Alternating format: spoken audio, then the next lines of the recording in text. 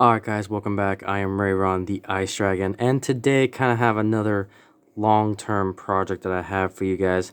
So basically, I'm kind of calling this a little bit of like an aircraft carrier type of design, but the whole purpose of this is to see how far I can take Digitrax. Now, I started with Digitrax at my local club. My mentor kind of showed me the ropes on how DCC works along with Digitrax, and then I got to thinking, well, you know what? How far can I take this? So the layout of my future, what I've been trying to do is, I had to think to myself, what do I want my layout to do? And you know what? I kind of want to run a layout via computer. And so I want to run like my switches, my lights, my signals, my turnouts. I want to use JMRI. I want to use a computer to essentially control my entire modular layout. Now, this is kind of my test bed to see exactly how do the wirings work, how do pieces of equipment work with one another. This has basically been my test bed, how I'm going to do my wiring. And I've been doing a lot of experiments with this. And so we're going to start down here with our command station. So this right here is a Zephyr DS52 with the LED screen here. I really do like this controller. If you are a beginner into DCC, I would highly recommend starting with this guy first, because you've got an encoder, you've got a controller here, you've got a command station.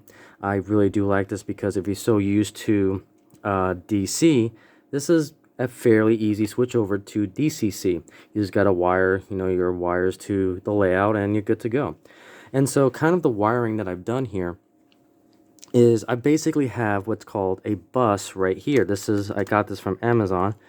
And what's cool about this is that you don't need any tools, because you're so used to seeing terminal buses that require the Phillips, the complement screwdrivers to wire and so forth. But what's cool about this is that you just snap it into place, and as you can see, it's easily removable, and the installation is really easy as well. It makes it great for modular design. So go ahead and put these back into here. There we go. And what this allows me to do is allows me to split the wiring up. So you can have your main bus all the way through to get FreeMO standards, and then you can have basically two sub buses associated with that. So that is a great way to do that. I got that off of Amazon, which is pretty cool. But I basically have this split up. One's going into the new DS74, and then I've got the other one going into my block detector, which is the BDN4N.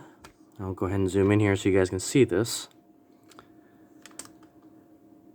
Now, I really do like the DS74. If you guys don't know what this is, think of it as, DCC locomotives have a digital chip on there.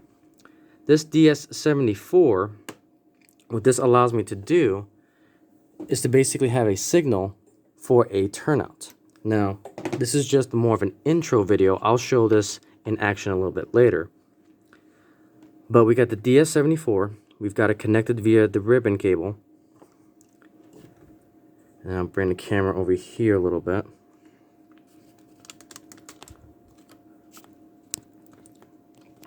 Okay, so we got the Digitrax ribbon cable, and it's going to a DSX-C4.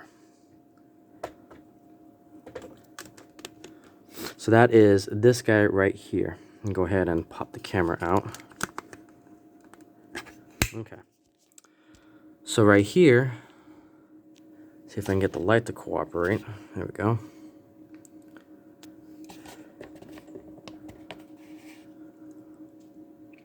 Alright, so there's our ribbon cable, and then right here I've got it connected to one of the Digitrax's throttles here, or not throttles, the push button that tells me exactly how the turnout is thrown or mainline. We got our block detector again, also connected to the DSX64, so that way I can get block detection. I got everything wired up here, and as you can see, I've got rail A all connected in one piece, while rail B is separated via my isolator joiners right here. So you can see, you know, there's zone 1 or block 1, whatever you want to call it.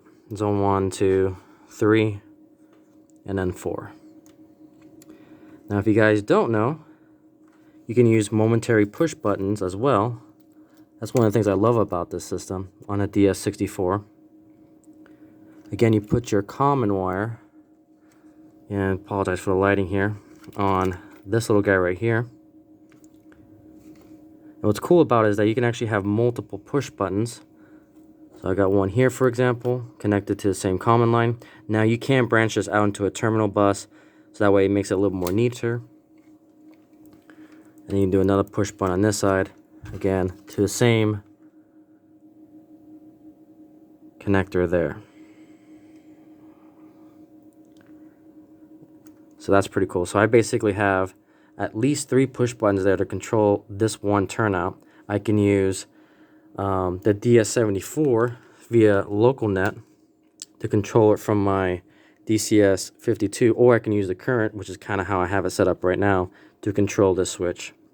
And I can also connect my DS52 to JMRI to a computer, so that way I can control it via the computer, which is the ultimate goal of this setup.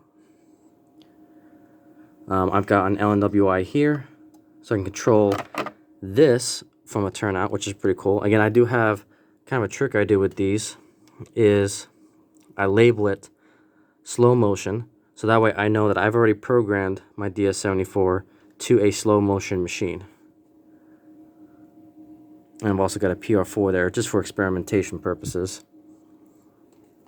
So that is kind of the setup. Now what I'm going to try to do here is show you the underneath work.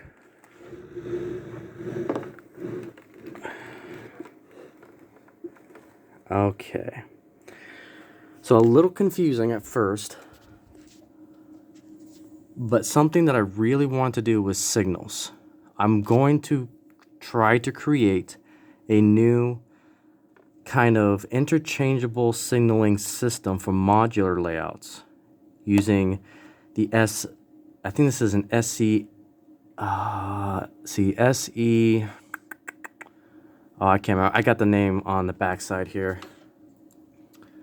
But that's my signaling board. I think it was called an SE8C, if I remember correctly.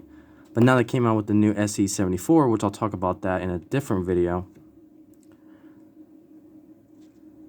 There we go, get that to focus. But basically, you've got these ribbon cables again that go from here to a particular Digitrax signal head, which I don't typically like. It's not prototypical. I'll show you what I'm doing here in a second with that. But we got the tortoise switch machine,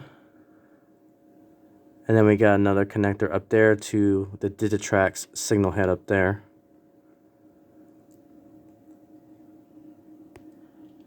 And then one interesting thing about the SE86 is that it doesn't come with any power. So I got a terminal breakout for power here. I got it connected to one of the Digitrax power supplies. Now, something that I've been doing in order to make this work, this is a test bed that I'm doing. You guys can see something kind of interesting here to the key trained eye. So I've got the ribbon cable here coming from the SE86. Now, what I bought online is what's called a terminal breakout board. And this is a 10-pin board that goes to a converter, and this is an RJ50 cable. This cable, you know, very similar to like the Ethernet cable used for LocalNet, but it uses 10 wires, which nicely enough, the Digitrax ribbon cable is 10 wires. So I was able to use that to convert to the RJ50, which then, if we follow it all the way out here, eventually connects to a modular. So let me show you guys here real quick. Now, this particular modular you've probably seen in many of my videos. This is my testing range modular. See if I can get some light here. Now, I've been doing a lot of new things with this modular. This is basically my test bed. This is what I use to see if something's going to work or not. And so I do it small scale on this guy first, and then I'll implement it bigger eventually. Now what I basically have down here is a motion sensor ribbon lights. I just put that on today. And so you can see kind of go on and off. It's a little annoying right now. I'm probably going to take it down, but it was more of a test bed to see if it gets light down here, which it does, which is pretty cool. So let's go ahead and take a look at, I've got my RJ50 cable here. I've got another expansion port right here. Again, apologize. Come on, focus. You can focus camera. There we go. So now I plug it in. And now I've got another board out here. And this particular board, I can't remember the exact name from Digitrax, but this allows me to put in prototypical lights into it. Now I'll show you what I'm doing here as we go up top here. So this is kind of a few designs that we're kind of testing out here. So we have, deal with the light here, interchangeable scenery on a modular. This is something that we are currently testing on. And basically, the concept is you have a magnet. You have a magnet on the modular. And now you can interchange it, which is pretty cool. It gives a lot more functionality. You can interchange the sides. You can go from, you know, winter biome to maybe a snow to maybe having mountains. There's a lot of potential with this magnetic system. Now for signals, we're basically taking that concept a little bit further. So what we have done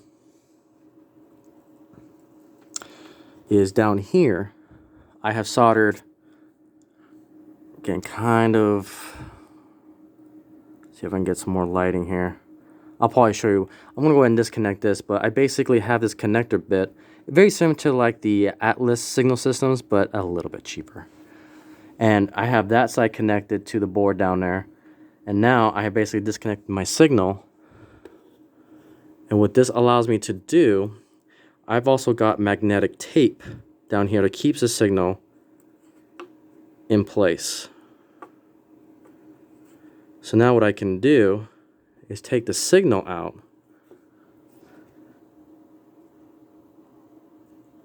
You can bear with me a little bit here.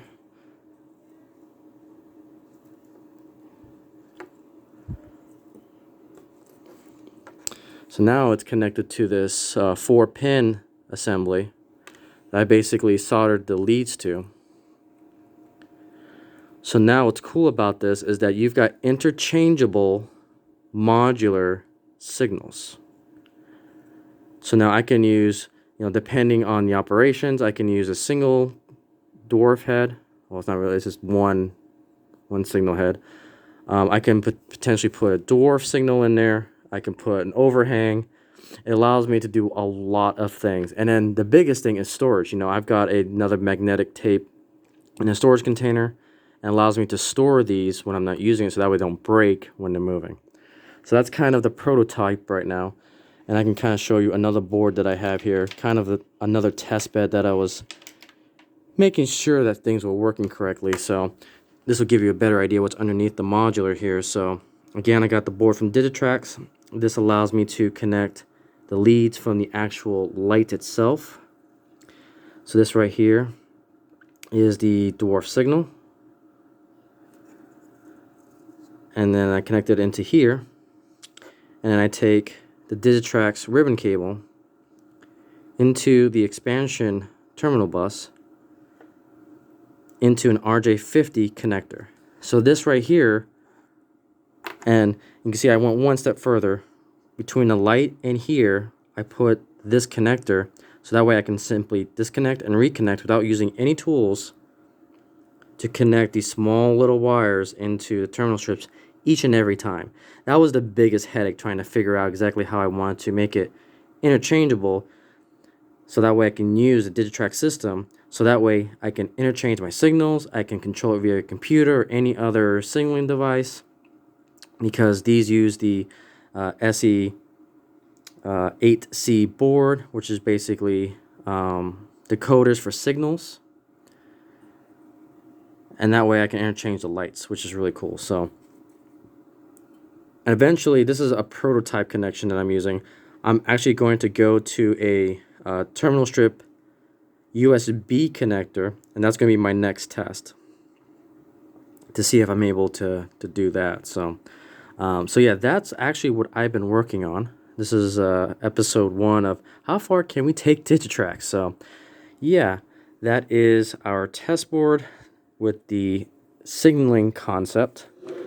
I think on the next episode I'll show you guys how all this works. We'll put an engine on there, and I'll show you guys how to work these signals here from Digitrax. So with the guys, thank you so much for supporting the channel, and I'll see you guys on the next episode on how far can we take Digitrax.